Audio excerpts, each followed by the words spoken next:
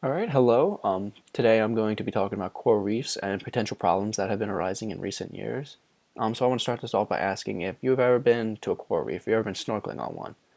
And I'm sure if you have, you can understand the beauty and the wonder around it. They are truly some of the most beautiful sights of nature that the world has to offer. And this is why I wanted to bring it to light today, to bring attention to the possible problems that we're going to be incurring because of human activity such as global warming and polluting of our waters, and we're going to be going into more in depth of it. So actually been snorkeling probably about a dozen times. I've been in Mexico, Puerto Rico, and numerous times in Florida since my grandmother actually lives there. I used to go down every summer, and I would always go snorkeling. I have a passion for it. I love it. And it's beautiful. But the experience I want to talk about most is in Key West, where I actually went to a big coral reef that I actually saw the issue happening. I actually saw it with my own eyes, and that's when it really brought me to light. Wow, this is actually happening. People aren't just talking about it. And what actually really got me interested about nature and everything, I actually took an AP Environmental Science class in 11th grade, and it really got me interested and motivated to learn more about what we can do to help save the planet and just certain aspects of it. And after this class, I actually did individual research about it just out of curiosity because I just had an enjoyment for it.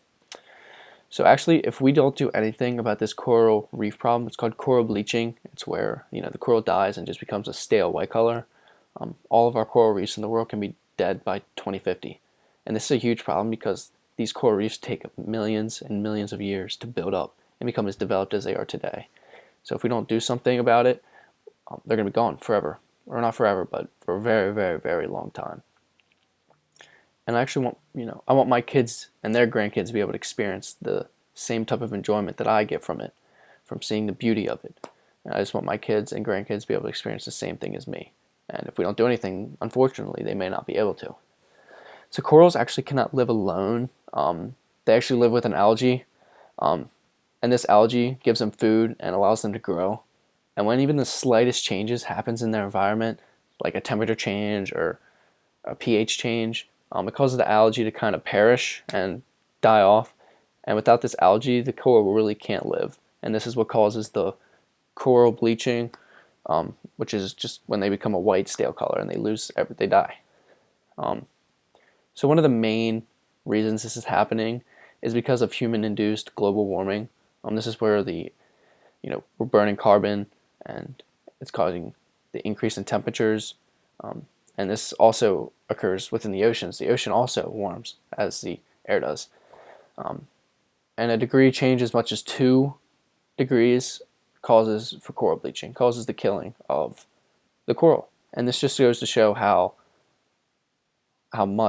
sensitive they are to changes in their environment. They really can't withstand big changes.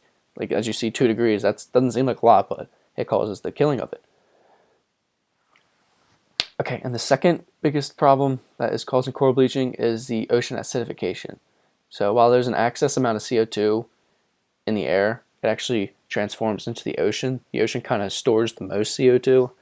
And with all this added CO2, it's actually decreasing the pH of the ocean.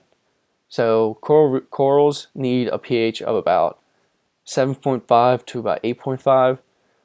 And this is where they thrive, mostly around the lower 8s. But I read something about the Great Barrier Reef. In 2015, it was measured at a pH of 8.2, and in 2017, it dropped to 8, and it saw about half of its land coral bleached. And this just goes to show how sensitive they are and how they need to keep that constant pH level. So now I want to jump into solutions. Like, what can we do? Well, the first thing we need to do is we need to educate the public, because if the public isn't educated and they don't know there's a problem, nothing's going to be done. So the first step of order is to educate our public. And then when everybody's educated, we can put forth solutions, brainstorm. But the biggest thing we need to do is to halt our carbon pollution. We need to reduce the amount of CO2 that we are polluting into the air and eventually into the oceans. And this will halt the warming and the acidification of it all. So we need to switch to renewable sources like wind energy, solar energy, and stuff like that to work towards the goal of reducing our carbon footprint. So like I said before, if nothing is done, we're going to lose these coral reefs by 2050. And I know I don't want that. I'm sure everybody else doesn't want that if you've actually seen what they look like and you can appreciate the beauty. Over 50% of ocean species live on coral reefs. So they're a huge part of diversity of species, and if we lose them, a lot are going to face extinction. So oceans do not have borders, so we really need to work together as a world, as a human species, to correct this problem, because one nation alone cannot fix this problem.